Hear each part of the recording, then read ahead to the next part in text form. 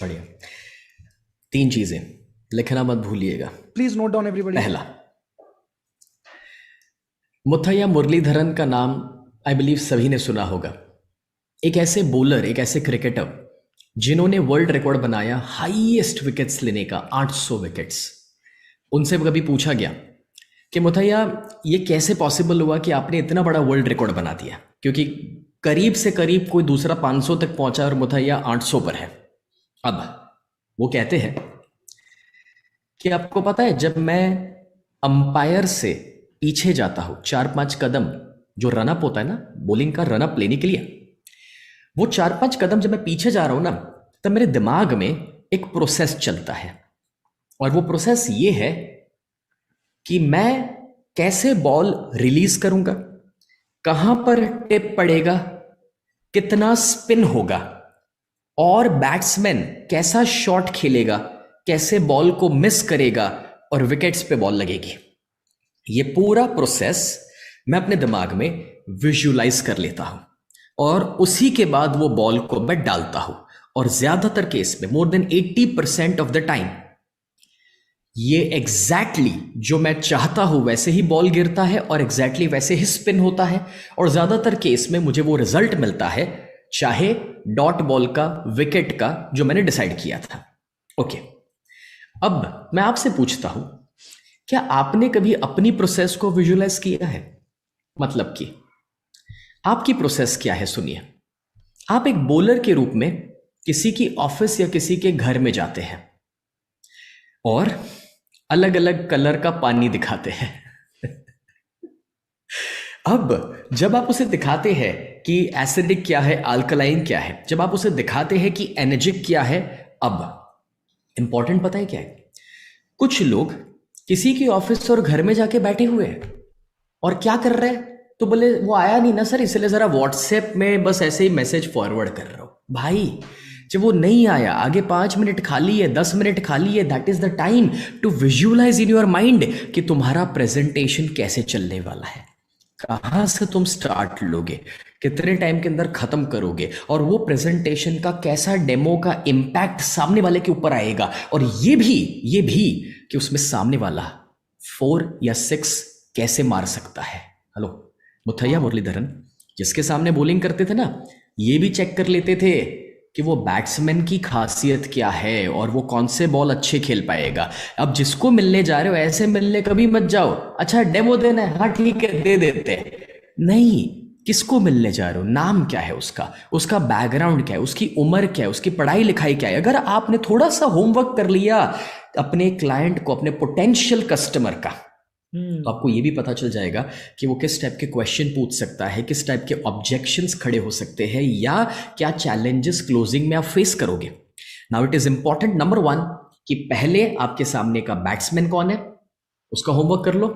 And number 2, जाने से पहले पूरी प्रोसेस को अपने माइंड में विजुलाइज करके जाओ कि मेरा प्रेजेंटेशन इस तरह से चलेगा और अंत में कुछ ऐसा होगा और एग्जैक्टली इस तरह से मुझे रिजल्ट मिलेगा।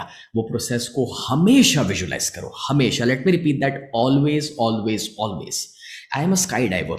मैं 250 से ज्यादा बार प्लेन से कूद चुका हूं पैराशूट लेकर के।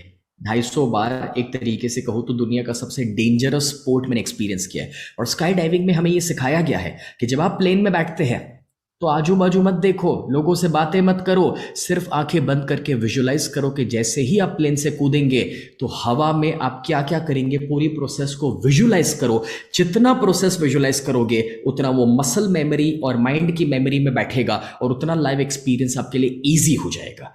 जिनको भी डेमो देना मुश्किल लगता है, जिनको लगता है प्रेजेंटेशन के बाद क्लोजिंग्स नहीं आ रहे, आज से आप ये शुरू करो and then just see the magic कि कैसे चेंज आना शुरू होता है। It's gonna take time, immediately, instantly, एक रात में नहीं होगा। बट इस प्रोसेस को जब आप 10 बार, 15 बार, 25 बार, 50 डेमो तक यूज करोगे, then you will start predicting कि अब एग्जैक्टली यही होने वाला है और वही रिजल्ट मिलेगा। और बाहर आके आप मुझे याद करोगे कि एग्जैक्टली जो कहा था, मैं प्रेडिक्ट भी कर पाया था कि ऐसा ही डेमो जाएगा और उसका रिस्पॉन्स ऐसा ही आएगा और ऐसे ही वो चेक साइन करके देगा। And that will happen.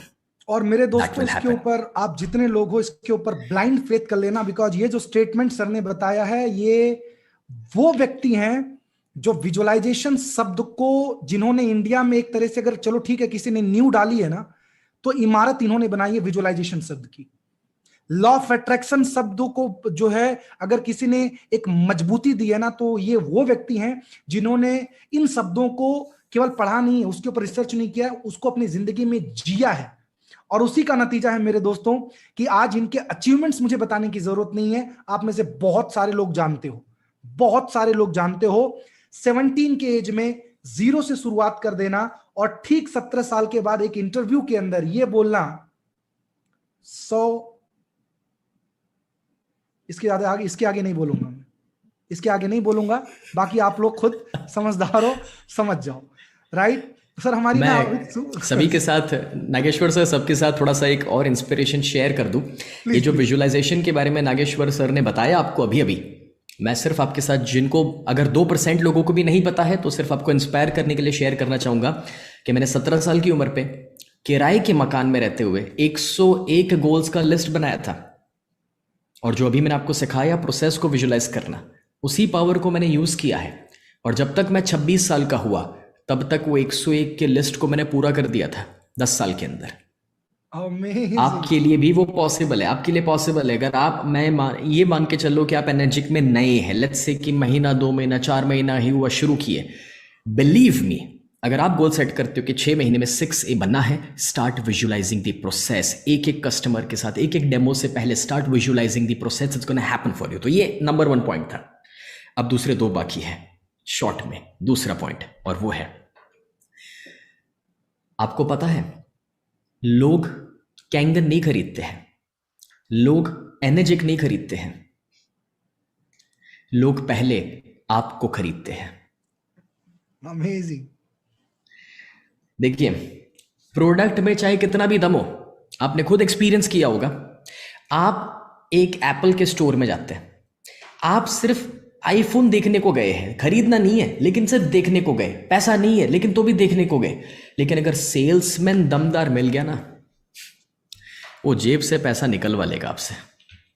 और उल्टा, कभी कभार आप डिसाइड करके गए हैं कि यार मेरे को आईफोन खरीदना है, और आप चले गए एक शोरूम में, और कभी उल्टा भी होता है, आप कन्विंस्ड है एप्पल से, आप कन्विंस्ड है आईफोन से, लेकिन प्रॉब्लम ये है कि उधर गए आप, कोई आपको केटर करने वाला नहीं, या जो सेल्समैन है उसको जो सवाल पूछ रहे उसके पास जवाब नहीं है, या फिर कोई आपको समझा नहीं पा रहा, या रूडली आपसे बात कर रहा है, या उसको देख कर ही आपको मजा नहीं आ रहा, उसकी एनर्जी, उसके वाइब्रेशन में मजा नहीं आ रहा।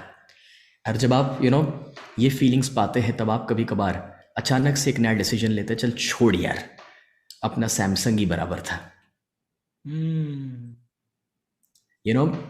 आई tell you this, sales process में हमेशा सीक्वेंस यही होगा। 3rd पोजीशन पर आएगा प्रोडक्ट, 2nd इंपॉर्टेंस पे आता है कंपनी, और 1st इंपॉर्टेंस पे आता है सेल्समैन, यानी कि आप। तो अगर आप पहली इंप्रेशन ऐसी जमाते हैं कि जहां पर वो आपसे खुश है, आपकी पॉजिटिविटी से खुश है, आपके वाइब्रेशन, आपकी एनर्जी से, आपके कन्विक्शन से अगर वो खुश हुआ, वो आप पर भरोसा करेगा।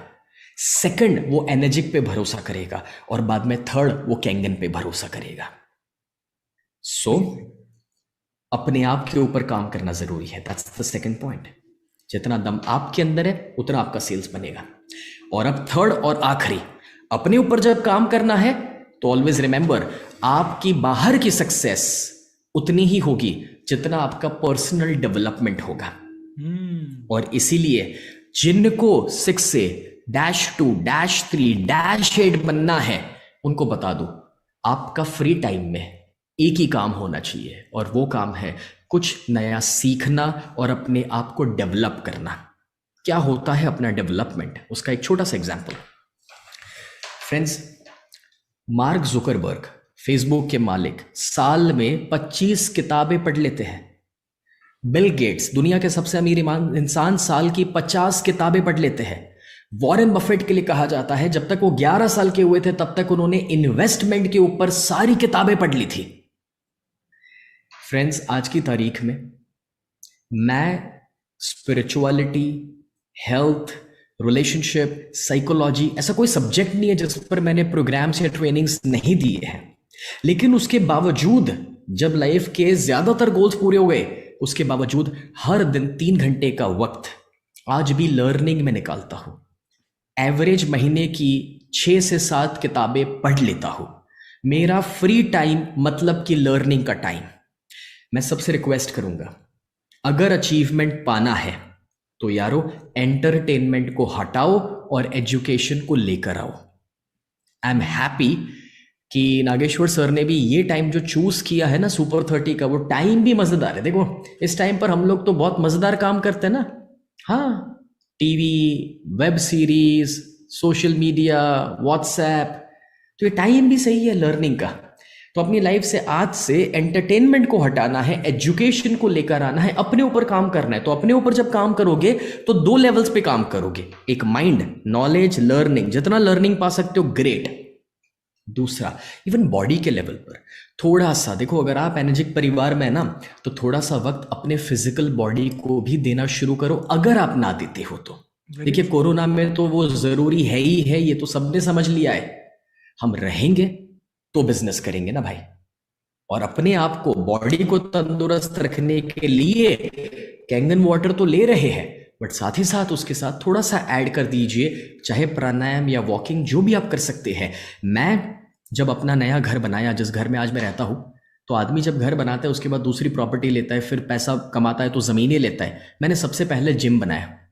मेरे वहां 1500 स्क्वायर फीट का 15 लाख रुपए इन्वेस्ट करने के बाद मैंने एक जिम बनाया आज से 10 साल पहले। रीजन बहुत सिंपल था, मुझे ये पता था मैं रहूंगा, मेरे बॉडी की एनर्जी रहेगी, तो बाकी सब कुछ मैं संभाल लूंगा। सो मैं सबसे रिक्वेस्ट करता हूं, पर्सनल डेवलपमेंट सिर्फ 2 चीजों का। एक mind, learning learning learning. Super 30 इस बार अटेंड किया, अगली बार क्या? अच्छा हाँ जान लिया, अरे सर तो वही प्रोग्रामर है, सेम बातें बताने वाले, क्या कर। हेलो, ये 30 दिनों के बाद अगर आपने 10% भी अपना लिया ना तो भी बहुत बड़ी बात है।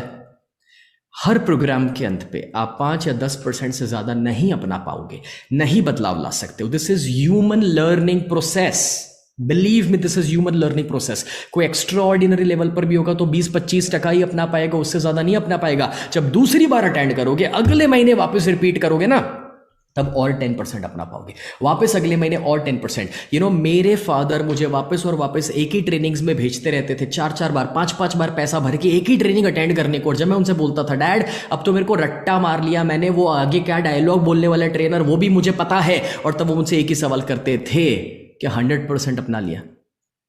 और बोले जब तक 100% अपना ना लो, इंप्लीमेंट ना कर लो, तब तक उसको रिपीट करते रहो। कभी कभार नया सीखना उतना इंपॉर्टेंट नहीं होता जितना जो सीखा है ना उसे इंप्लीमेंट करना होता है। फैबुलस, फैबुलस, 3 चीजें।